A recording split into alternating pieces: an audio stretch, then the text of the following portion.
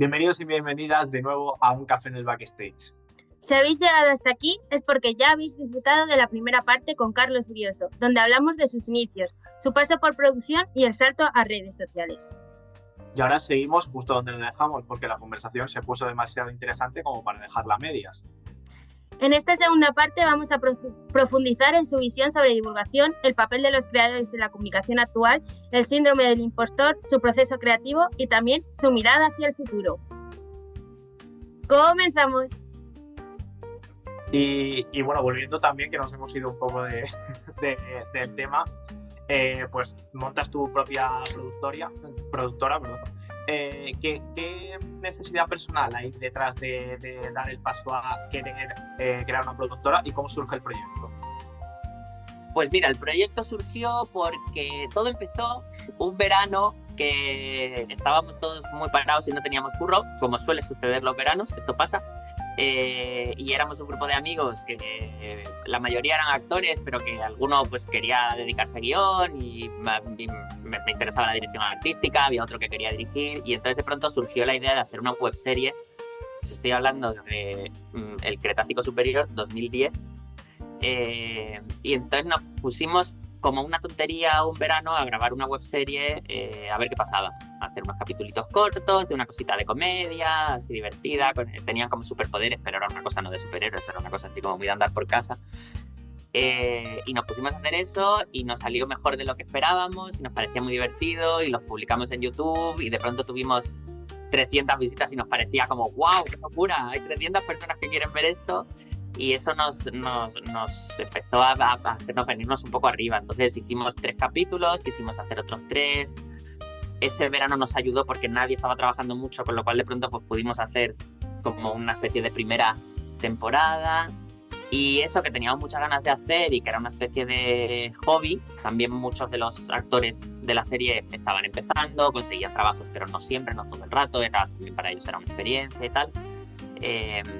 Fue como tomando tracción. Yo ya trabajaba en la tele en ese momento no estaba trabajando, estaba en parón entre series y hubo un momento que la serie en la que yo estaba trabajando se acabó y ya llevábamos tiempo trabajando con la Supercafetera y tal. Como habíamos hecho esta serie, la Supercafetera que teníamos en YouTube, habían empezado a salir algunas cositas de pues una empresita que, oye, ¿me grabáis este videíto? Cositas como pequeñas o corporativas o algún contenido así como puntual, porque la serie nos había servido un poco de carta de presentación, de que, bueno, que podíamos grabar y las cosas se veían y se oían, ¿no? Algo así. Y entonces de pronto hubo un momento que cuando en un parón y tal me fueron a llamar el mismo tipo con el que yo había trabajado para que me incorporara a una serie nueva, yo hablé con la gente con la que había estado currando y fue como o me vuelvo a la tele o nos ponemos en serio con esto y tratamos de sacar nuestros propios proyectos y nuestras propias cosas. Y lo que decidí en ese momento fue cambiar los presupuestos altos, porque yo he tenido suerte de trabajar en series muy guays en España.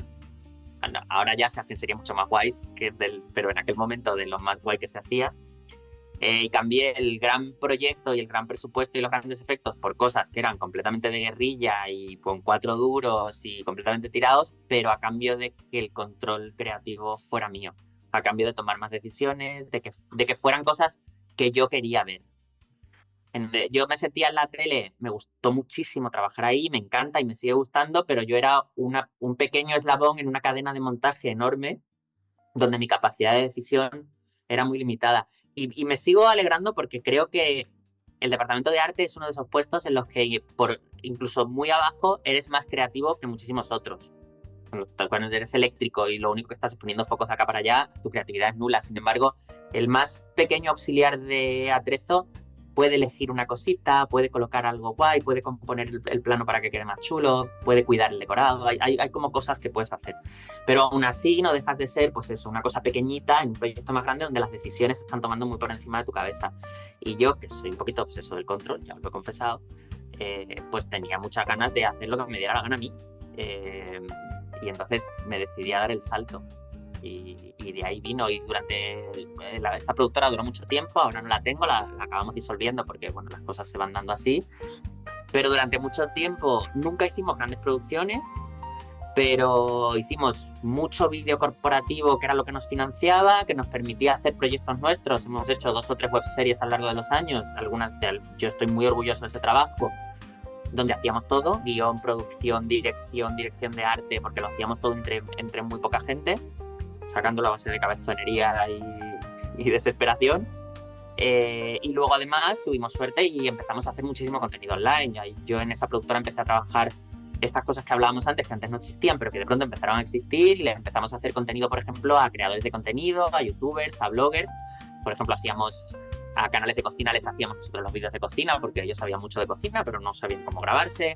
Hemos hecho vídeos musicales para gente que hacía contenido en redes, para Rodrigo Septién, no sé si Destripando la Historia os suena, vídeos musicales los hemos hecho con él. Entonces empezamos a trabajar en un montón de cosas, haciendo servicios de producción para otra gente y para otras empresas, y al mismo tiempo eso nos permitía hacer producciones propias y cosas que nos apetecían y nos gustaban. Hemos hecho 1000 sketches haciendo el loco, que están por ahí colgados por YouTube, y mucha webserie y mucha ficción y mucho blog y tal. Entonces vino de ahí, vino de querer hacer lo que me diera la gana a mí, y durante mucho tiempo funcionó y funcionó muy bien. Lo que pasa que luego pues los mercados y las cosas van cambiando, y yo es verdad que siempre tuve una lucha porque el lado corporativo era el que más dinero nos daba y era lo que yo menos quería hacer todo, porque era lo menos creativo y lo que menos me apetecía y lo que menos tenía que ver con la dirección de arte y con la dirección de actores, porque eran vídeos pues en empresas y tal. Entonces a medida que eso iba tomando peso y había que dedicarse a eso porque había que cuidar a los clientes y tal, yo me resistía mucho. Entonces empecé a trabajar más en redes sociales, empezó a funcionar TikTok, empecé a ver otro camino en la divulgación y en hacer otras cosas más creativas y tal. Y entonces, bueno, pues esa etapa se cerró, pero vino de ahí. ¿Y notaste mucho choque al pasar de solo crear a crear y gestionar? Crear y gestionar en el sentido... ¿Te refieres a gestionar la empresa? Sí. Odio con toda mi alma todo lo que está relacionado con cualquier tipo de cosa empresarial. Soy el peor empresario del mundo. De hecho, cuando finalmente la productora tomó forma y había que montar una productora, yo decía, ¿dónde me estoy? Este no soy yo. Yo no me apetece, no quiero pelearme con cosas legales, no quiero pensar en contabilidad, no me apetece nada. Luego fue mejor de lo que me esperaba y estoy muy orgulloso de ese proyecto, de todo el tiempo que duró, de todo lo que hicimos, pero no me gusta nada y huyo como de la pólvora. Y no se puede decir de este agua no beberé, y espero que esto no me caiga encima, pero si de mí depende, no montaré otra empresa propia más, si puedo evitarlo. Al final tenemos cosas que nos gustan y cosas que no. Claro, sí, es inevitable. Y también proyectos que dijiste que habías hecho, como Drácula el vampiro gallego, que aprendiste allí sobre el ritmo, el humor, el formato corto. Buah, aprendí un montón, porque mira, Drácula el vampiro gallego nació de la pandemia. Nació de que de pronto no podíamos trabajar, la productora entera se paró porque nosotros hacíamos muchísimo vídeo internacional, porque trabajábamos para empresas que viajábamos por todo el mundo grabando vídeos en empresas, y de pronto todos los viajes se convirtieron en una cosa imposible. Entonces todo se paró y estábamos mano sobre mano y aquello era horrible, era una tortura. Y entonces yo lo aproveché, esto que os contaba, que a mí el trabajo corporativo nunca me ha gustado mucho, yo lo aproveché para volver a dedicar más tiempo a algo creativo. Y yo había tenido hacía mucho tiempo que tenía en la cabeza el run de intentar hacer una webserie literaria, porque las había visto en Estados Unidos. Fue una cosa que durante un tiempo funcionó mucho, que era eso, hacer webseries en plan simpático, adaptando obras clásicas de la literatura, pero cambiando por completo la historia y convirtiéndolas pues en un blog o en un video podcast o cosas así. Y había visto algunas que me habían parecido muy interesantes y tenía muchas ganas de hacer eso. Y entonces me puse como a pensar. Drácula es un libro y unas películas a las que yo les había dedicado mucho tiempo, porque además cuando yo había estudiado dirección artística habíamos hecho trabajo sobre Drácula, sobre ambientación, sobre no sé qué. Entonces era una cosa que para mí era cercana y conocía mucho, y de pronto pues se nos ocurrió y tuvimos esa idea. Y entonces fue curioso porque el sistema de producción de Drácula fue muy raro, y de hecho creo que fue lo más rápido que he producido nunca, bueno, más allá de un cortito, porque creo que en un mes la escribimos y en otro mes estaba grabada y en otro mes estaba hecha y montada, que eso es fantasía. No me ha pasado nunca tan rápido en la vida. Y fue por eso, estábamos encerrados, se planificó para hacerse con el menor número de actores posible, sobre todo al mismo tiempo, porque era la época en la que no podías juntar a más de 10 personas en ningún sitio, con lo cual se hizo casi todo con un actor. En el capítulo que más gente sale, creo que salen 3 juntos un momento. Y tenía que ser todo en interiores porque salir a rodar era prácticamente inviable. No era el confinamiento duro, pero estábamos en las desescaladas y tal. Y tampoco se podían hacer ni grandes compras ni grandes desembolsos, y encima nosotros estábamos trabajando mucho, con lo cual se hizo reutilizando todos los decorados que teníamos de otras cosas y todo el vestuario que teníamos de otras cosas. O sea, todo se hizo recolocando, cambiando, poniendo esto aquí, haciendo un no sé qué. Y esto que os contaba de que todo es una mentira y si miras un poco más allá de cámara se te ve todo el truco, nunca fue más verdad que en El vampiro gallego. O sea, me veis a mí ahora mismo, yo tenía el vampiro con una pared aquí detrás, que era como su casa, que si girabas 2 centímetros más para allá, aquello se acababa, ya no había nada, era un cacho de madera y terminaba. Y entonces fue un ejercicio de producción chulísimo, porque fue trabajar realmente con los mínimos, y yo estoy muy, muy orgulloso del resultado. Creo que... está mal que yo lo diga, pero creo que hicimos una cosa muy guay. Creo que conseguimos resignificar la historia, contarla de otra manera, jugar con cómo había sido la historia y cómo sería si la historia fuera la actualidad. Que, bueno, la premisa de Drácula siempre fue esto es lo que habría pasado si Bram Stoker, en vez de un señor victoriano, fuera un millennial de Albacete. Y nuestro Drácula era vampiro y youtuber. Y aprendí muchísimo. Y otra cosa que me dio Drácula, y esto es fundamental porque me ha traído aquí hoy con vosotros, estoy hablando con vosotros por Drácula hoy, fue que la pusimos en YouTube. Es verdad que funcionó bastante bien y a la gente le gustó mucho, pero nosotros en YouTube siempre habíamos tenido un alcance limitado. Y una amiga me dijo, son capítulos muy cortitos, ¿por qué no los pones en TikTok? Y yo pensé, ¿en TikTok? ¿En las redes de niños de 14 años que bailan? ¿Qué coño hago yo poniendo una web serie? No tiene ningún sentido. Pero como ya estaba hecha, tuve que remontarla entera, porque es verdad que los capítulos eran cortos, pero no tan cortos. Eran capítulos de 4 o 5 minutos y en TikTok de aquella solo se podía poner 1 minuto, con lo cual los 30 y pico capítulos se convirtieron en 140, creo. Entonces, pues, sí que hubo que hacer un trabajo de remontaje gordo, de ir cortando y tal, pero es verdad que ya estaba hecha y entonces me puse a ponerla en TikTok por aprovecharla. Y nunca, jamás habíamos conseguido tanto alcance. Aquello lo petó, literalmente. Y fue cuando todo el mundo empezó a preguntarme, ¿y cómo hacéis esto? ¿Y cómo hacéis lo otro? ¿Y cómo habéis hecho los colmillos? ¿Y cómo se ha hecho la sangre? Y eso solo me convirtió en el canal de TikTok que tengo hoy. O sea, fue literalmente Drácula. Pues tenemos que darle las gracias a Drácula. Tal cual. Va a ser gracioso porque me has respondido a la siguiente pregunta sin hacértela, porque era ¿cuándo notas que TikTok deja de ser solo un escaparate y se convierte en una comunidad real?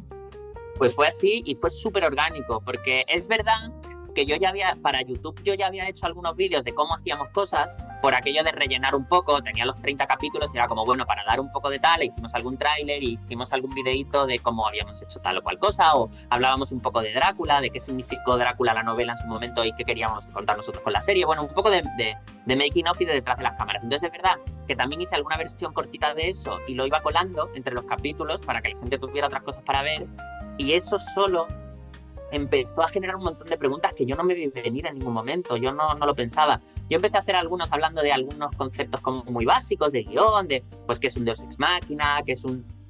Porque os recuerdo que estábamos en la salida de la pandemia.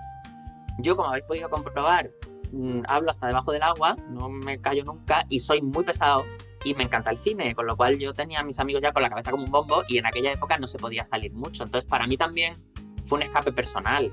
Era una manera de conectar también. Entonces, como me encanta el cine y me encanta cómo son los detrás de las cámaras y me encanta descubrir los trucos y tal, pues aprovechando mi serie empecé a contar un poquito de eso y encontré una comunidad que sinceramente, incluso en una primera época que todavía a mí la pandemia, yo creo que también depende un poco de a qué edad te pille y de dónde te pille, pero a mí la pandemia psicológicamente me afectó. Yo tuve un tiempo después de la pandemia que, bueno, el mundo que conoces se te ha tambaleado un poco y a mí me ayudó mucho porque ya no era solo yo poniendo vídeos y hablando de mis chorradas, sino que la gente me respondía y entonces había una comunicación y me sentí un poco más conectado en una época en la que yo todavía no podía salir mucho, no se podía ir a grandes fiestas, tenías que tener un poco de cuidado, había amigos que habíamos llegado a celebrar los cumpleaños online por aquello de juntarnos demasiada gente, entonces hay una necesidad ahí también de socialización y tal, y llegó sola, y entonces de pronto aquello crecía y crecía y crecía y la gente preguntaba cada vez más cosas y yo es que no tenía ni que planificar el contenido, como hasta el día de hoy ha pasado, estamos hablando de que han pasado bastantes años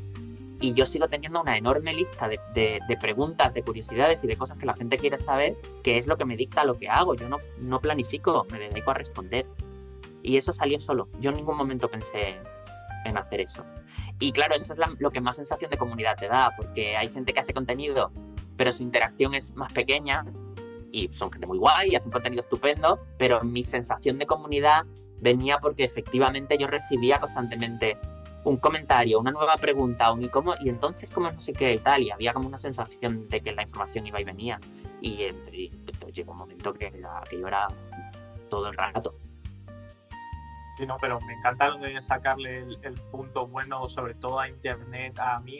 En este momento donde la gente se tiende a demonizar la inteligencia artificial, por ejemplo, ahora que ha salido también, pero es que me gusta la gente que consigue encontrar, por ejemplo, si tú tienes la pasión del cine, encontrar ese escape, esa forma de hablar de lo que tú quieres, por ejemplo, también la gente que combate a la soledad con Internet, es que me parece súper importante y en este momento donde tampoco se le demoniza, porque igual me pasa un poco, pero sí que es verdad que hay gente que no lo ve del todo con buenos ojos. Me parece que estos mensajes es que, sobre todo, ayudan mucho a la gente.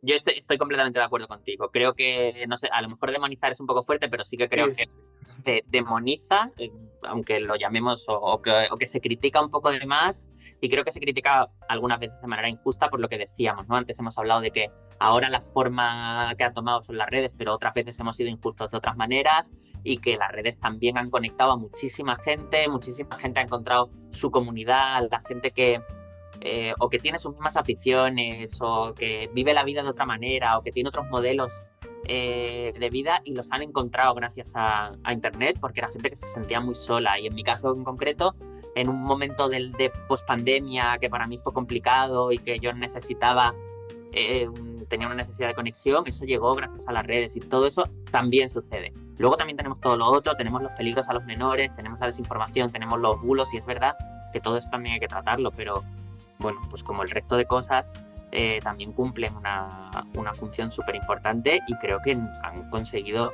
creo que gran parte de las cosas que se han revolucionado, en concreto, por ejemplo, en el audiovisual, que es lo que a mí me afecta más, hablábamos de cómo las plataformas han cambiado por completo el modelo de producción, y hoy en día se produce en España mucho más de lo que se producía, y eso le da trabajo a mucha más gente. Eso también está relacionado con las redes y lo digital. No habríamos tenido nada de eso si siguiéramos en el modelo de cine y televisión convencional. Entonces, bueno, es que han hecho muchas cosas buenas también. Pues sí, y tú mismo has comentado sobre tu contenido también, que suele ser casi todo medianamente improvisado también por las preguntas y porque se te retroalimenta el contenido. ¿Alguna vez sueles preparar un vídeo más en función de cuando es más importante, o normalmente suele ser casi todo improvisado? Yo soy el peor creador de contenido para esto que tú me estás preguntando. O sea, no me fijo en las fechas, se me olvida todo, no hago esta cosa que hacen muchos y que está muy bien hecha de, guau, se va a estrenar no sé qué peli, vamos a engancharnos al carro de la conversación y vamos a hablar de esto que está suscitando interés.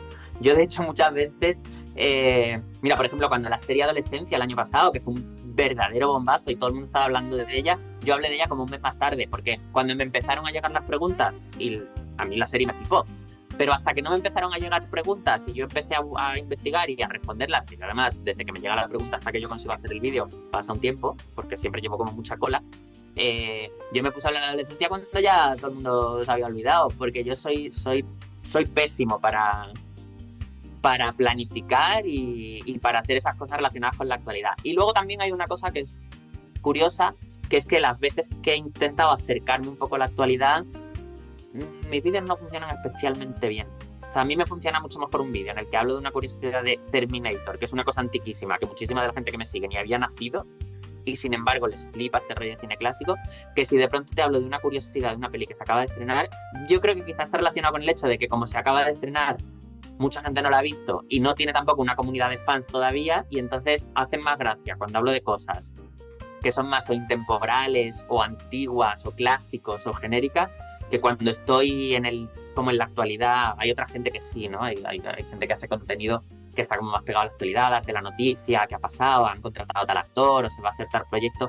A mí ese tipo de contenido, las pocas veces que lo he hecho, no me ha funcionado demasiado bien. No es lo que la gente que me ve espera. Al fin y al cabo, que hables de películas antiguas también nos ayuda. Yo me considero joven, tengo 22 años, y nos ayuda, vale, vamos a ver esta película, por ejemplo, Terminator, que a ver lo que nos ha contado Carlos en este caso para fijarnos nosotros. Eso quizá también sea por lo que funcione más. No entiendo tanto de redes, pero... Sí, yo creo que es eso, que a fin de cuentas, pues eso, las películas que son un poco más antiguas cuentan con que han tenido tiempo para convertirse en un referente. Entonces yo te hablo de alguna movida de cómo se hizo Titanic y a todos nos suena Titanic, todos sabemos que es Titanic. Te hablo de una curiosidad muy interesante de una peli que se acaba de estrenar, que es candidata a los Oscar y tú todavía no la has visto y te da un poco igual, porque dices, pues es que ni siquiera sé de qué está hablando. Has mencionado también que viste Adolescencia tarde, yo también la vi tarde y me encantó realmente, pero cuando todo el mundo ya había hablado de ella, yo me encontré como que nadie hablaba porque ya había pasado el boom, así que a mí también me pasa, veo todo súper tarde. No, yo no la vi tarde, no la vi justo el día que se estrenó, pero yo no la vi tarde, pero hablé de ella tarde.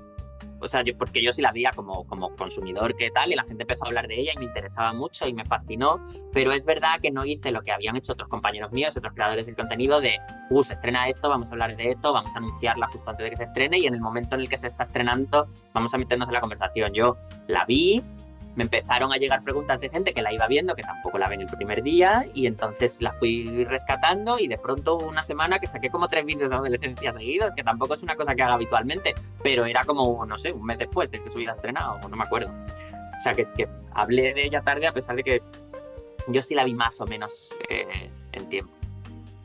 Lo que he dicho Almudena es verdad, porque es que encima yo me vi Juego de Tronos el año pasado, ¿sabes? Y es como, te quieres ir a hablar con alguien sobre el tema y te salen tweets de 2019, ¿sabes? Entonces no tienes nadie con quien hablarlo, que yo creo que es parte también de la industria, de la gracia de ver algo, ¿no? Claro, eso es uno de los efectos negativos, ¿no? Lo hablábamos antes de esta vida de las plataformas, que ahora ya no está todo el mundo viendo una cosa al mismo tiempo. Ese es otro de los motivos por los que las plataformas han vuelto al modelo semanal. Porque consigue eso, una conversación de todo el mundo, como además van de semana en semana. Estáis vosotros, que ya habéis dicho que preferís esperar a que las cosas se acaben, pero mucha gente, para evitarse los spoilers, como se va a alargar mucho en el tiempo, pues acabamos, yo también lo hago, cediendo. Nos encanta ver las cosas seguidas, pero dices, mira, esto es tan popular que os lo veo semana a semana, pues me voy a acabar comiendo un spoiler y me voy a quedar fuera de la conversación. Y entonces pues los acabas viendo, y es verdad que a mí me da rabia y me da impaciencia verme las series ahora a capítulo, porque me gusta mucho verme 3 del tirón, pero agradezco mucho formar parte de la conversación en el momento. Quizá no tanto para crear contenido, porque ya, como os digo, yo no voy al día con el contenido y además tampoco me importa, pero sí me gusta estar con mis amigos y en redes simplemente hablando de ellas, aunque no hago un vídeo, pero la gente está comentando y me dicen en Instagram, o subo una story de que lo estoy viendo, y entonces de pronto ahí hay como conversación y leo críticas de lo que dice la gente y tal. Y a mí eso me gusta, entonces no quiero renunciar. A veces estoy tentado como vosotros de no, voy a esperar a que se acabe y así la veo del tirón y es guay, pero es como no, pero es que no quiero que me lo spoileen, y además quiero ver lo que, por ejemplo, series como Severance, que se dan mucho a teorizar y a aventurar. Yo he vivido mucho las teorías de semana en semana de este será tal o será cual y qué va a pasar en el capítulo siguiente, y eso también forma parte de la experiencia y es muy divertido. A mí me pasó, yo no iba a ver El verano en que me enamoré, no lo iba a ver, no me llamaba la atención, pero como se hablaba tanto de lo del Team Jeremiah o Team Conrad y necesitaba saber qué team era, al fin y al cabo acabé viéndola y me ha gustado mucho, pero no fue más ese factor de redes sociales de necesito saberlo que el querer verla, pero por suerte yo nunca me he comido un spoiler de nada, tipo Stranger Things, no sé qué pasa, o sea, no sé nada. Pues qué suerte has tenido, pero vamos, sí, O sea, lo tenemos claro, es puro FOMO. O sea, nos da todo el FOMO de no sé qué y hay que verlo porque no puede ser el único que no lo ha visto, que cómo va a ser esto, estar fuera de la conversación cuando tus amigos dicen, hacen un comentario o hacen un chiste al respecto. Es un poco inevitable y ya está, forma parte del juego y está bien. Pero vamos, te envidio mucho por no comerte spoilers, ¿eh? Yo hago arduos esfuerzos para no comerme spoilers cuando no puedo ver las cosas al día. Volviendo a las redes sociales y a TikTok, has mencionado que sueles ir más por lista que por ideas propias. Pero, ¿realmente qué es lo que funciona mejor? ¿Responder a las preguntas o tener una idea y de ahí sacar el contenido? A mí, responder a las preguntas, pero esto es una cosa súper personal, que depende del el algoritmo, es la magia del siglo XXI. Nadie sabe cómo funciona, nadie sabe por qué sucede, simplemente sucede y a cada uno le funciona de una manera. Yo conozco a muchísimos creadores de contenido, específicamente creadores de contenido de cine, porque nos encontramos y nos conocemos y tal. Y te pones a hablar y te das cuenta de que no puedes sacar conclusiones. Hay gente que le va súper bien publicar en fin de semana, hay gente que si publica en fin de semana se le destruye el vídeo y no funciona nada. Hay gente que le va bien publicar vídeos cortos, hay otra gente que solo le va bien si los vídeos son un poquito más largos porque su audiencia no quiere ver vídeos cortos. Y a mí en concreto, como yo creo que empecé con este modelo y de alguna manera educas a tu audiencia y la gente que viene es la gente que viene porque tú haces eso en concreto, a mí lo que más me funciona es responder a las preguntas y es lo que hago prácticamente siempre. Muy de vez en cuando me apetece, pero es rarísimo, hago algún vídeo por iniciativa propia porque una película me ha fascinado o porque he visto un truco en concreto que me parece muy llamativo, o hace poco cuando la amenaza de fusión de Netflix era una cosa que me parecía interesante y entonces lancé una opinión, pero lo hago muy muy poco porque tengo una lista tan grande de gente que está esperando realmente que les responda y encima es que me dan el trabajo hecho. Es que cuando te preguntan 4 o 5 veces la misma cosa, ¿para qué te vas a forzar en ver qué le interesa a la gente? Si te lo está diciendo la gente, esto que te hemos preguntado 4 veces es lo que nos interesa, por eso te lo hemos preguntado 4 veces, pues vamos a hacer eso. Entonces, a mí lo que me funciona es eso, pero es una fórmula muy peculiar de lo que yo hago. Quiero decir que yo no conozco ningún otro creador que base el 98% de su contenido en responder. Me funciona a mí, no sé por qué. Al final, agradeces que haya ese feedback en las redes sociales. Pero vamos, muchísimo. Y en estos vídeos que haces respondiendo a preguntas, ¿eres más de basar tus respuestas en como tu experiencia personal o eres más de indagar un poco sobre el tema y tal? Eso depende de la pregunta, totalmente. Ahora me voy a poner como en mis vídeos, voy a soltar un depende, que es mi marca de la casa.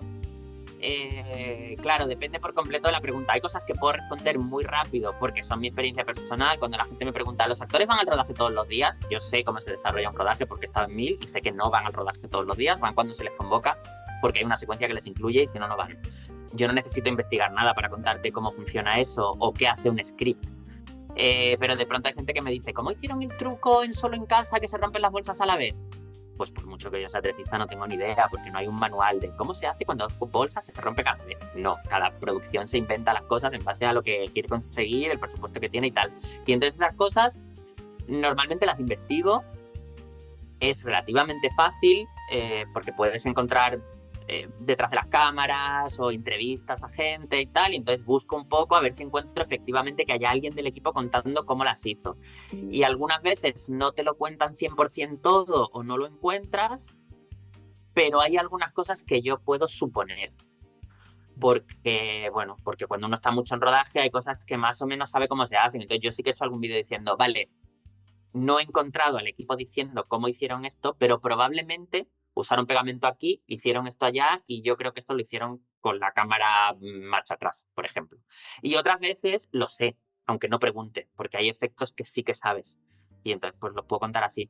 Entonces, pues eso, depende de cuál sea la pregunta, de cómo de concreta sea. No es lo mismo que te pregunten en general, ¿cómo se hace cuando la gente vuela? Pues eso lo puedo contar un poco en general, de experiencia. Ahora, ¿cómo se hizo cuando sale volando Agatha al final de WandaVision? Pues lo busco para ver cómo hicieron específicamente en ese caso. Y ya está. Y lo bueno que tiene, que yo creo que, porque es verdad que todo el mundo puede buscar esta información, pero es cierto que muchas veces la información es inexacta o está exagerada, porque hay muchas cosas de efectos de cine que a la gente le gusta exagerar, ¿no? Ahora todo el mundo está loquísimo con que, Dios mío, en Stranger Things no tenían el guión escrito cuando grabaron, porque en el documental, no sé si lo habéis visto, ellos hablan de lo mal que iban con el guión y que no estaba escrito y que... Almudena seguro que no.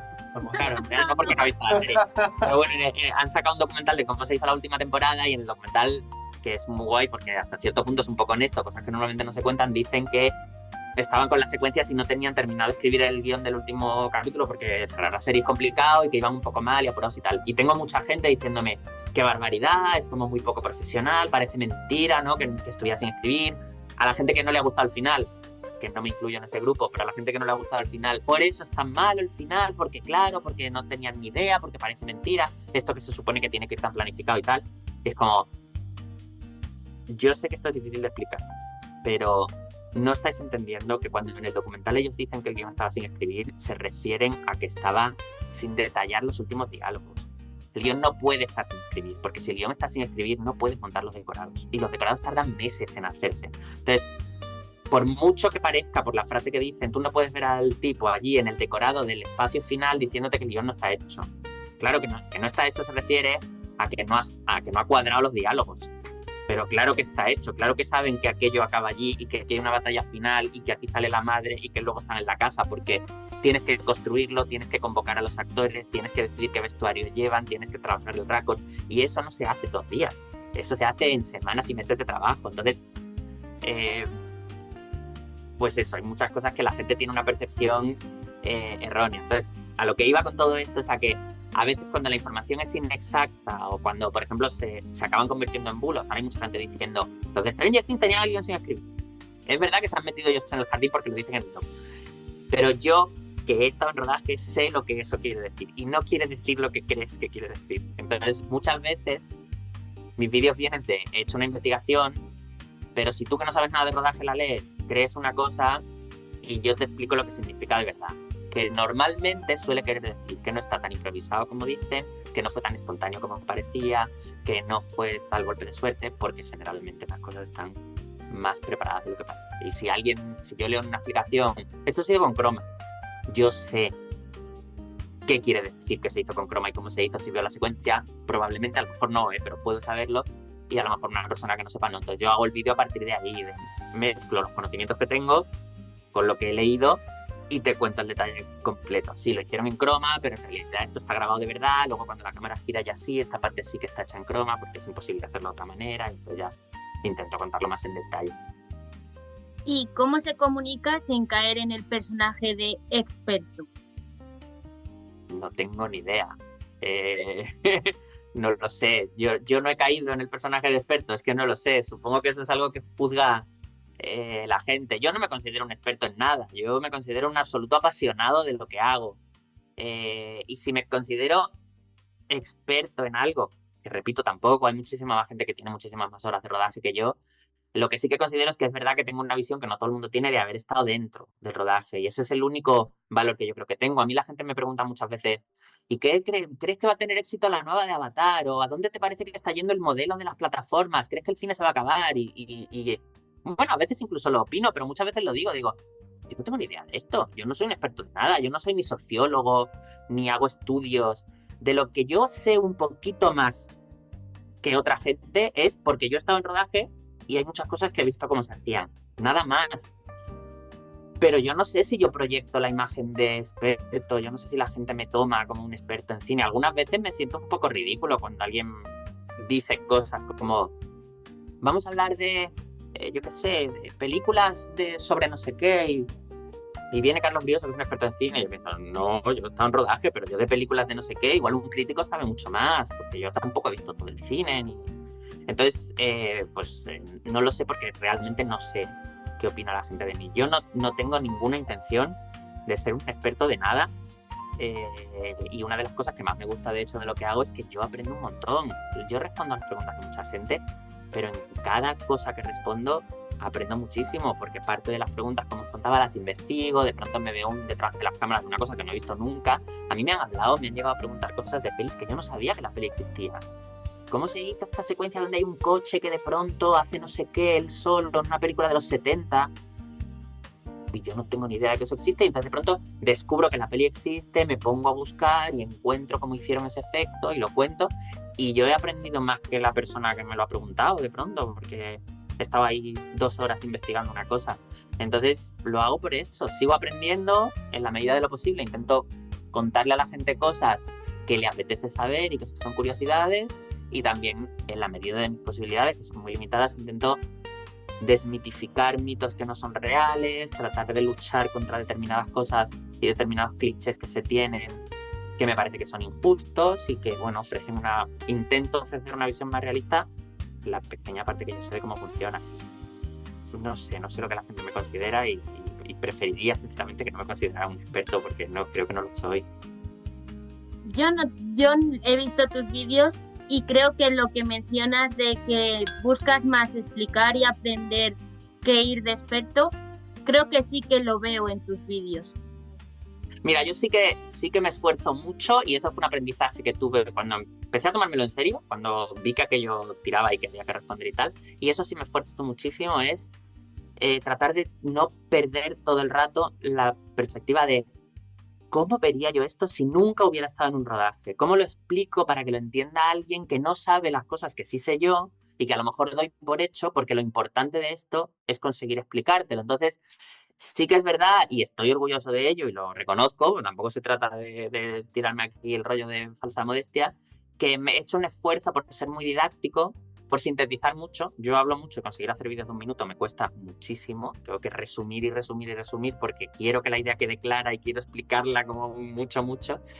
Y entonces sí que es verdad que otra cosa que he aprendido, que no tiene nada que ver con el cine, pero sí con comunicar, y me gusta mucho, he aprendido a resumir, a ser muy gráfico, a ser muy específico y a tratar de que se entienda lo mejor posible y de la manera más sencilla posible esto que estoy explicando, que a veces es un efecto un poquito complejo, que requiere que sepas muchas cosas de cómo funciona un rodaje, y me esfuerzo mucho y estoy contento porque creo que en general, en líneas generales lo consigo. Alguna vez me ha pasado que he subido algún vídeo y de pronto hay como 4 o 5 preguntas de no lo has explicado bien, Carlos, porque si te están preguntando esto, amigo, esto necesita otro vídeo, porque igual aquí te has saltado un par de conceptos base que no te has dado cuenta que la gente no ha pillado.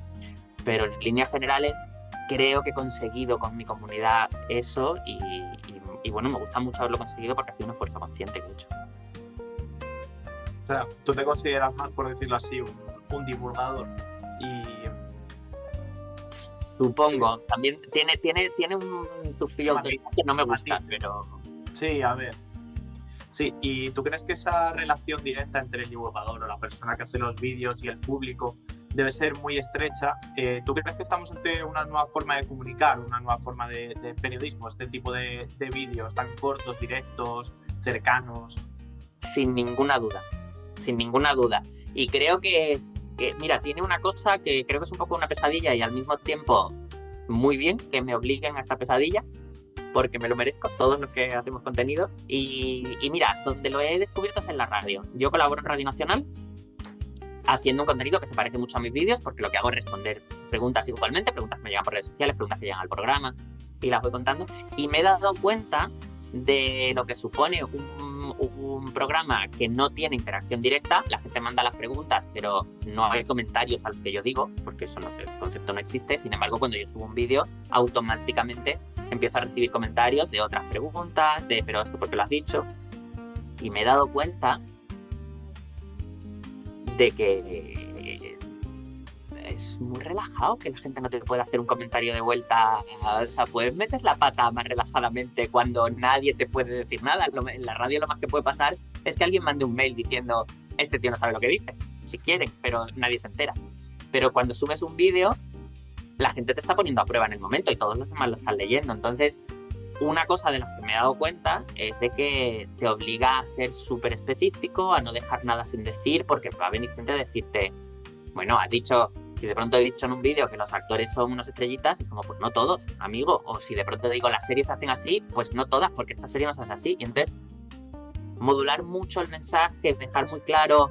Por eso digo mucho depende, y por eso la gente se mete conmigo y se ríe conmigo cuando digo depende, porque es como, es verdad que las series clásicas se hacen así, pero es verdad que también ha habido otras series así.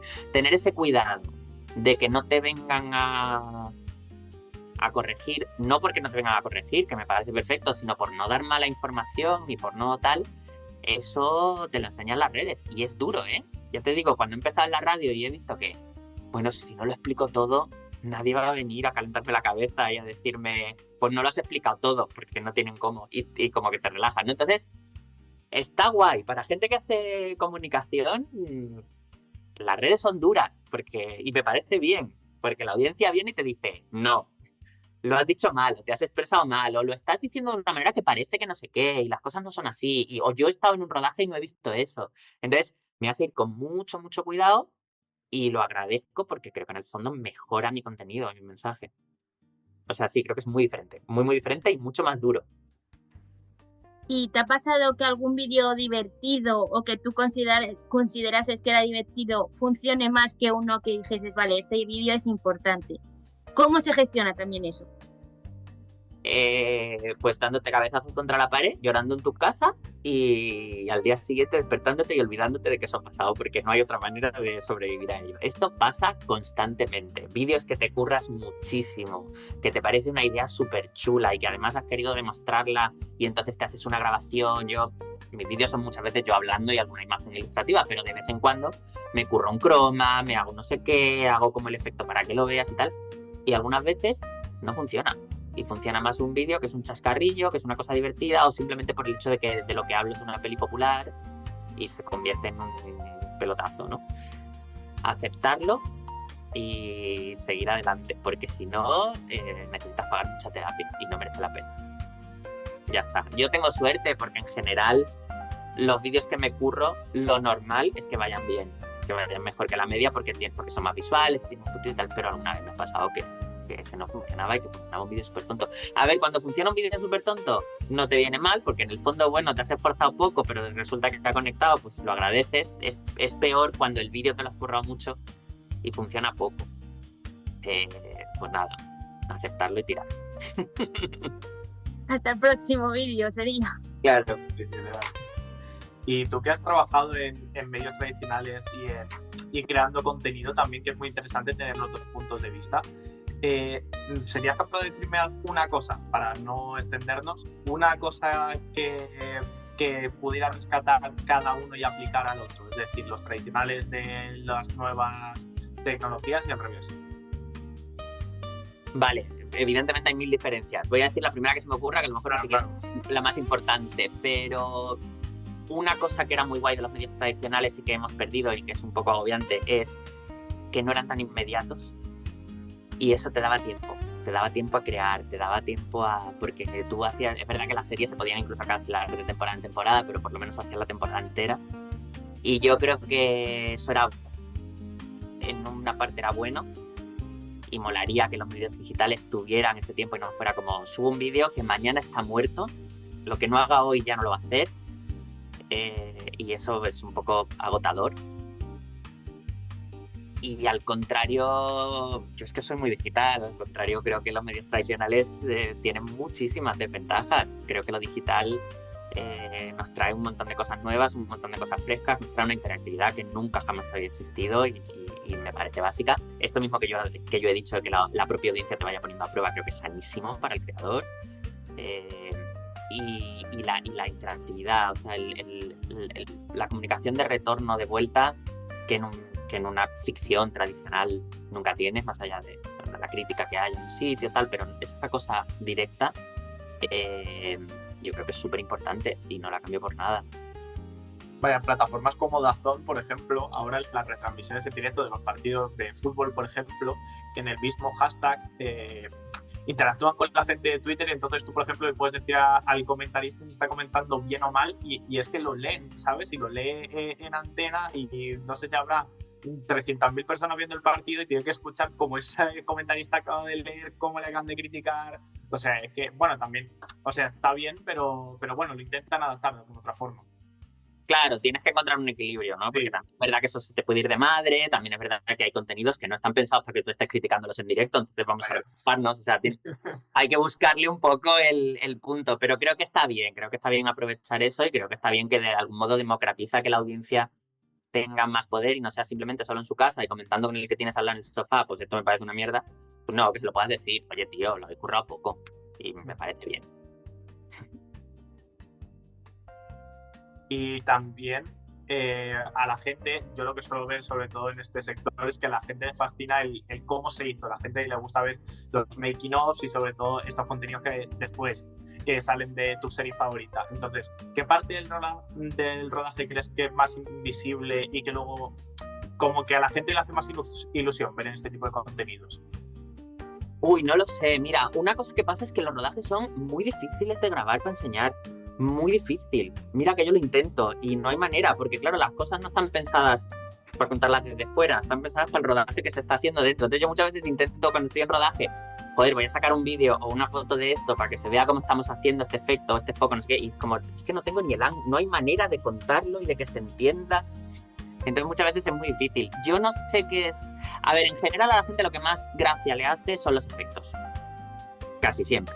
Y a mí muchas veces, ya hasta que me cansan, me gusta hablar de otras cosas. Me gusta hablar de la interpretación, me gusta hablar de los decorados, me gusta hablar de la luz. Pero es verdad que lo que más suele funcionar y lo que más divertido es pues cómo han hecho que este tipo vuele, o que este desaparezca, o que este se transforme en no sé qué. Porque es muy llamativo y porque pues te apetece saber cómo es, porque eso sabes objetivamente que es mentira. Lo gracioso es que hay un montón de cosas que también son mentiras, o lo que tú no las sabes y te parece que es de verdad, pero tú estás fascinado con que el tipo se ha transformado en un gato y quieres saber cómo se ha transformado en un gato, y lo que no sabes es que la casa donde el tipo está es mentira, la luz que le está dando por la ventana es mentira, y hasta hay un montón de cosas que son mentiras. Pero como no lo sabes, pues tú la ves y piensas, pues está en una casa, y ¿qué más me da? Pues una casa normal. Pero claro, ¿cómo se ha transformado en gato, tío? Pues eso es lo que más llama la atención. Y si tuvieses que... Perdón, nada, también hay una cosa que a la gente le llama muchísimo la atención, que son los niños. Todo lo relacionado con los niños le fascina. Cómo se graba con niños, cómo se hace con niños una peli de terror, cuánto trabajan los niños, por cómo, que lo entiendo, porque es llamativo. Todo lo que está relacionado con niños y rodajes y tal, y cómo consigues que el niño haga lo que tú quieres, si ese es un bebé, y cómo le convences, y cómo haces que el bebé llore, y cómo... Todo el mundo está muy preocupado porque no se maltrata a los niños, que ya lo digo desde aquí, no se maltrata a los niños en rodaje, se les cuida muchísimo, en general, hay leyes que los protegen, no sé, a los bebés no se les hace llorar, no se les pega, no se les castiga, no se les mete miedo, pero a la gente eso les fascina mogollón, cómo trabajar con los niños. Y con animales también, porque por ejemplo a mí me llama más la atención con un animal que con, a ver, un bebé está claro, pero con un niño ya de 5 o 6 años, creo que es más sorprendente que el animal, aunque ahora hay mucho CGI, pero con el animal me parece más llamativo. Claro, porque la gente no sabe que hay empresas enteras dedicadas a entrenar animales para rodajes, exclusivamente para eso. La gente cree que llegamos al rodaje y alguien ha traído el perro de la vecina y flipan con que el perro se ponga a 2 patas y hable. Es como, no, amigo, ese perro lleva toda la vida entrenándose para estar tranquilo alrededor de gente, para reaccionar y llevarse bien con todo el mundo, porque al actor lo acaba de conocer, aunque parezca que es su perro. Lo han entrenado para que haga el truco específico que tiene que hacer en la peli desde hace semanas. Tiene un entrenador que está con él todo el tiempo, y entonces de pronto cuando te enteras de todo eso, que no caes, pero en ese momento sí, contratar un animal para rodaje es carísimo. Cuando te enteras de todo eso, entonces lo entiendes fácil. Ah, claro, si es que este perro lleva no sé cuánto tiempo entrenándose, entonces es muy sencillo porque se puede entrenar a casi todos los animales. Hay animales que son más difíciles de entrenar, los animales más salvajes, y por ejemplo un gato es más difícil que un perro, pero a los gatos también se les puede entrenar y pueden hacer prácticamente cualquier cosa. O sea que sí. Y si tuvieses que derribar un mito o tirar un mito del cine que la gente siempre cree, ¿cuál sería? Eso. Es que hay tantos, hay tantísimos. Claro, es que me puedo ir a por uno concreto o puedo ir a por alguna... No, mira, voy a ir a por uno general, porque tengo algunos concretos de pelis concretas de esto no se hizo así como todo el mundo dice que se hizo, que también me saca mucho de quicio, pero no, voy a aprovechar para decir una generalidad. La improvisación en el cine no es lo que la gente cree que es.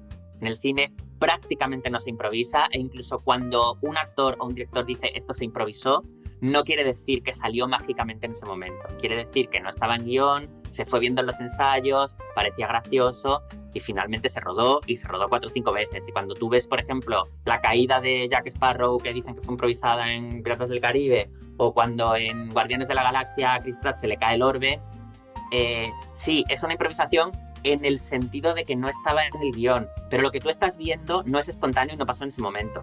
Eso está grabado para que tenga plano el que se ríe cuando tú te caes, todo eso no se ha hecho improvisado. Lo que pasa es que ha surgido y no estaba en el planning original y el actor lo ha hecho y el director se lo ha comprado y entonces han decidido que se graba y se ha puesto todo para que se grabe. La improvisación en el audiovisual es muy difícil de hacer y casi nunca queda bien, y cuando queda bien no te ha dado tiempo a grabarla porque era una improvisación y no estabas preparado.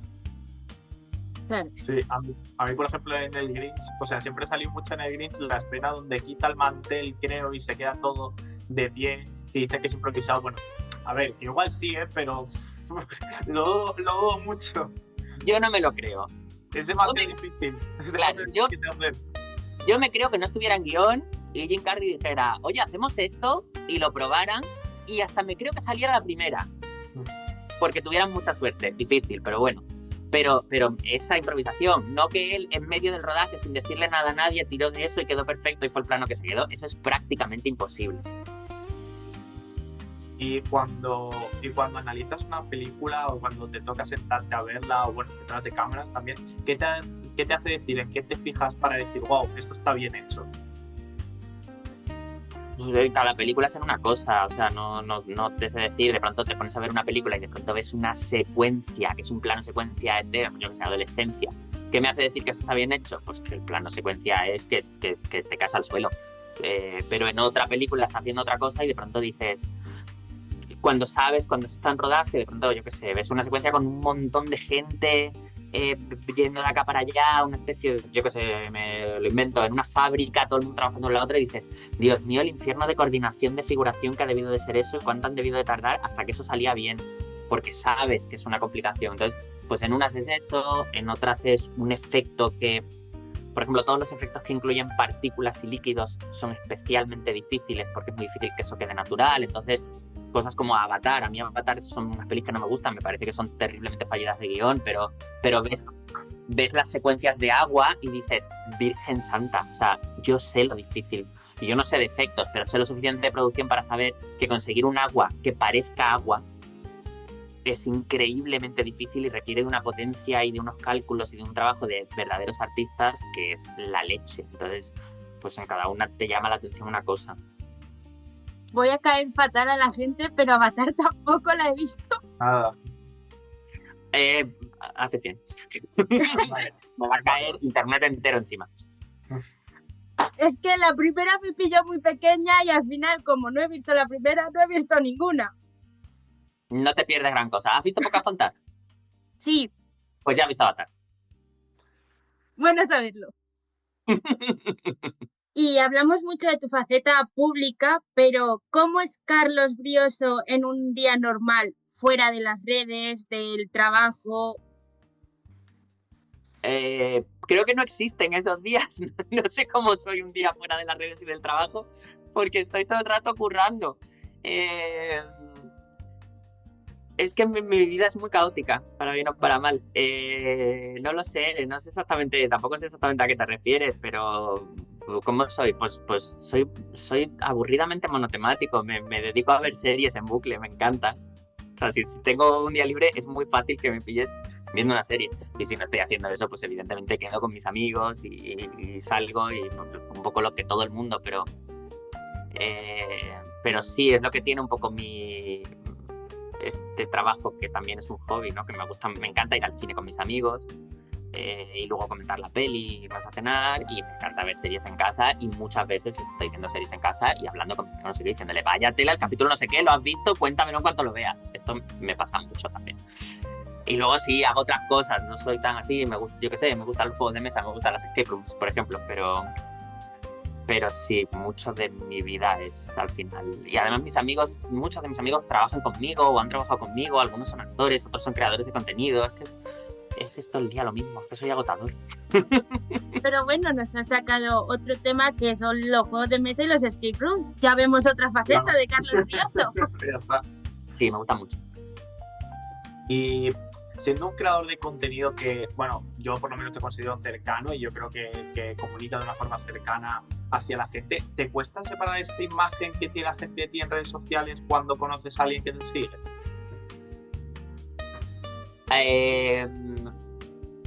O sea, ¿te refieres a si me cuesta?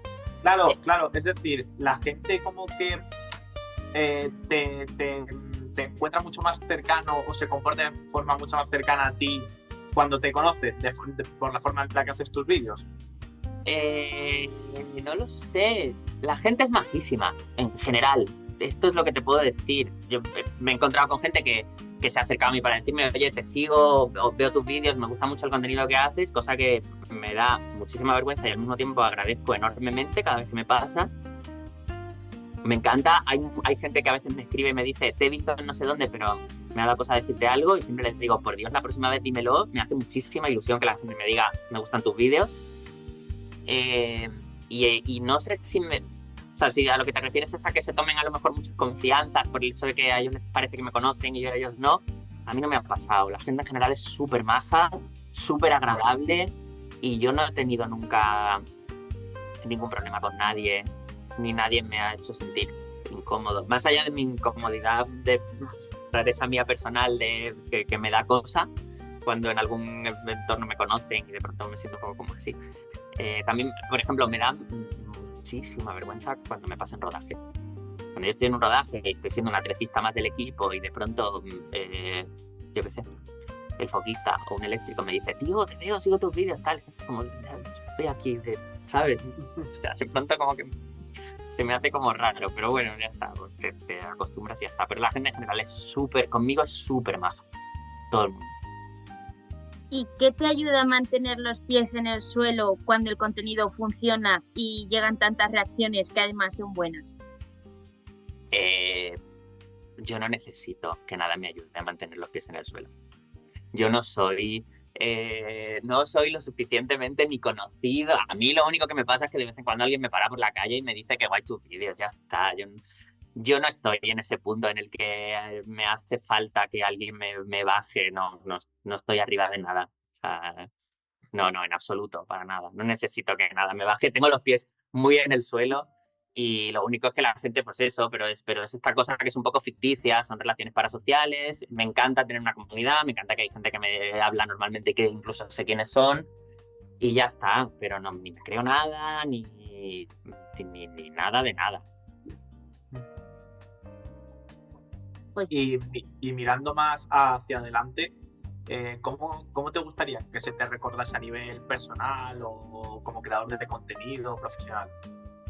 Ostras, tío, nos estamos poniendo súper trascendentales, ¿eh? Sí. Pues mira, me gustaría que se me recordara por cosas que todavía no he hecho.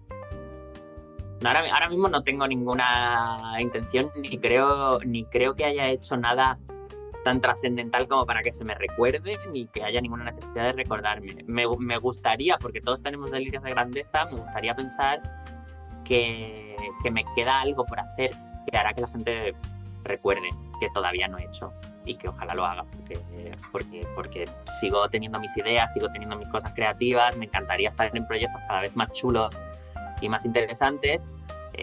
No sé si tienen forma, no sé si es una película, no sé si es una serie, no tengo ni idea si alguna vez voy a llegar a eso, tampoco me importa si no llega, pero prefiero pensar que si hay alguna posibilidad de que se me recuerde por algo, sea por algo que está por venir.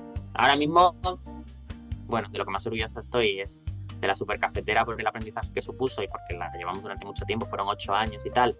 Y quizá como resultado entero, porque la supercafetera, las primeras temporadas en las que estábamos aprendiendo, como resultado global, estoy terriblemente orgulloso de Drácula el vampiro gallego, son mis hijos. Y me encanta cuando alguien, porque además ya tienen tiempo, me dice, yo te sigo, pero además te sigo desde entonces, o me gustan mucho las webseries que hacías, eso me hace especial ilusión y me gustaría que la gente la recordara con cariño. La supercafetera acompañó a mucha gente que vivió toda su infancia y adolescencia con la supercafetera y se dieron cuenta de que estaban un poquito menos solos porque eran unos fricazos o porque eran gays o porque eran todas esas cosas que eran nuestros personajes, que eran un poquito así como marginados, y a mucha gente les ayudó y les acompañó, y eso es de lo más importante, lo que más importante me hace sentir. Y de Drácula el vampiro gallego porque creo que contamos una cosa muy chula, creo que está muy bien hecha de principio a fin y creo que es un muy buen trabajo de dirección mío y de los actores que me acompañaban, por supuesto, y estoy muy orgulloso. pero de verdad espero que la gente me recuerde por algo mucho más guay que haré en el futuro. Ojalá. Me vuelves a dar pie a la siguiente pregunta, que es, ¿hay algo que todavía no hayas hecho y que sientas como una espinita creativa? Hay millones de cosas que todavía no he hecho y que espero poder hacer. No hay ninguna espinita creativa como tal de, ay, yo querría hacer esta cosa.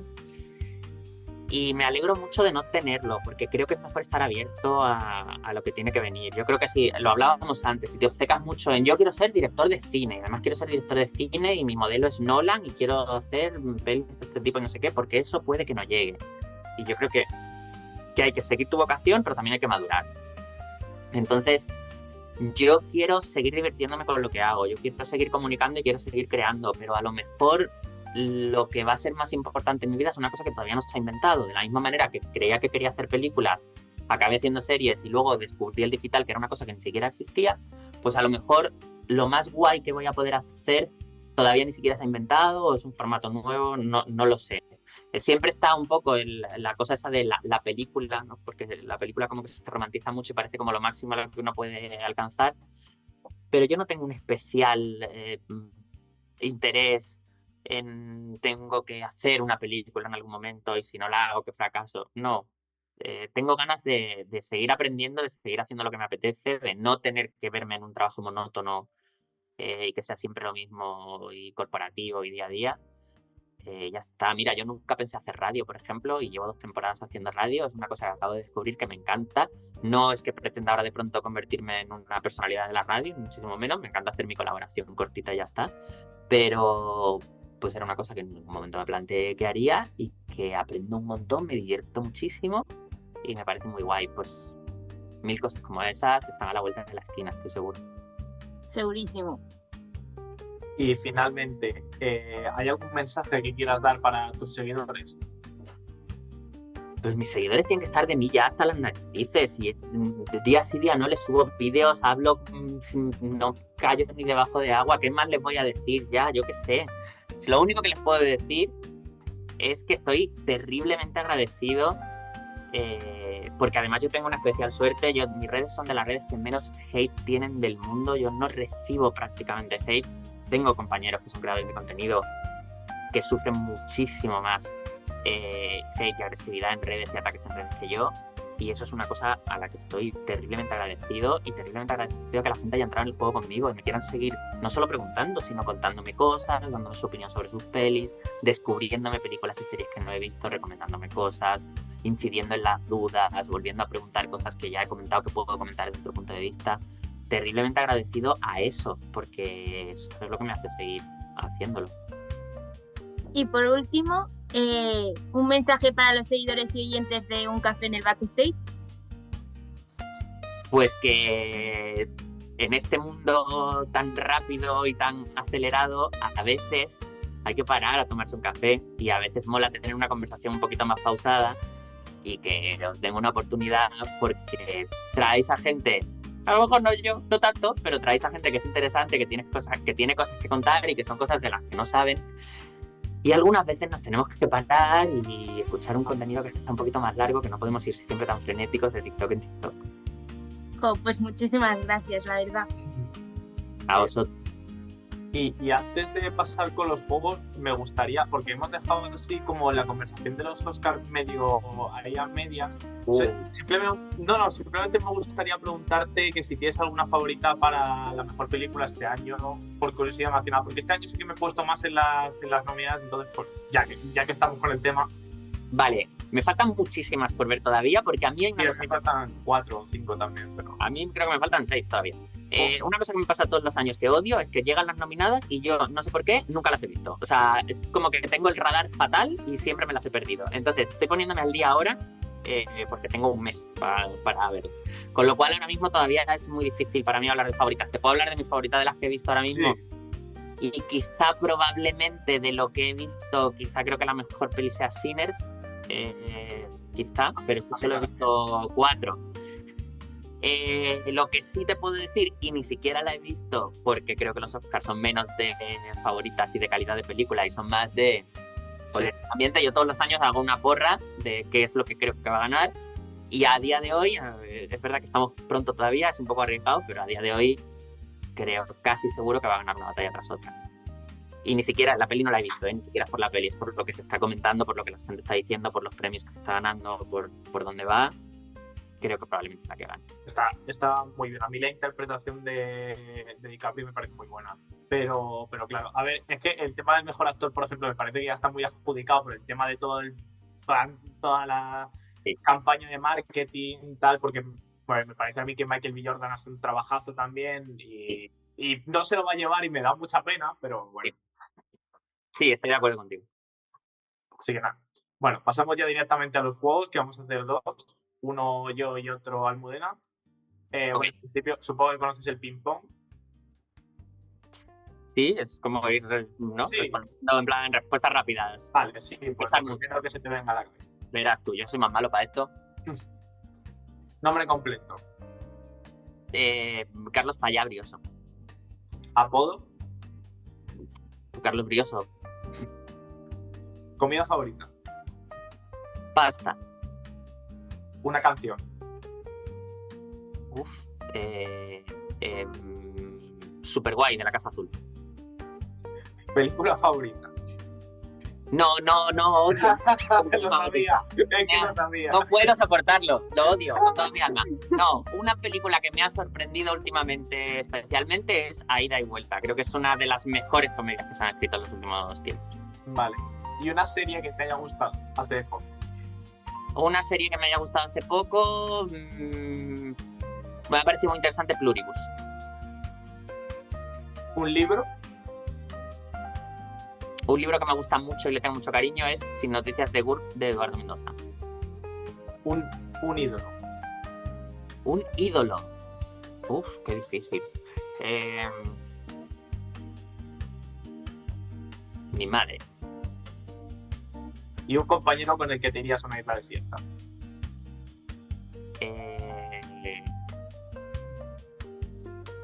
Pues mira, una creadora de contenido que siempre que somos amigos además y siempre me fascina y me encanta hablar con ella, que es Sara Ruizo. Me encanta otro juego más donde pregunto el ídolo y otra vez me dicen a alguien de su familia. Me encanta, de verdad, ¿eh? Nadie nos ha dicho a nadie fuera de su familia, yo creo. Es que yo creo que hay que idolatrar poco. Sí. Ahora vamos a pasar al juego de Elige Uno, que te voy a dar 2 categorías y te tienes que quedar con una, ¿vale? Venga, vale. ¿Sala de cine llena o vacía? Llena. ¿Rodaje pequeño o una gran producción? Con lo que os he contado me lo pones muy difícil. Vámonos a lo grande, venga, grandote, a lo bestia. ¿Efectos prácticos o CGI? No, me niego. No, es que toda mi razón de existir es tratar de explicarle a la gente que esa batalla no existe. No voy a responder a eso. No hay una lucha, es mentira. No hay una lucha entre efectos prácticos y CGI. Todos los efectos y los mejores efectos son una combinación de ambos. No sirve como respuesta. ¿Rodaje o postproducción? Rodaje. ¿Guión cerrado o improvisación controlada? Guión cerrado, siempre, obseso del control. ¿Comedia o thriller? Comedia. ¿Cine clásico o actual? Todo, no quiero renunciar.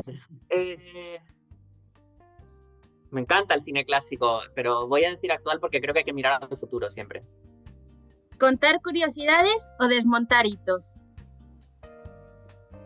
Desmontar mitos, que es más gamberro. Y por último, ¿redes sociales o cine? ¡Hala!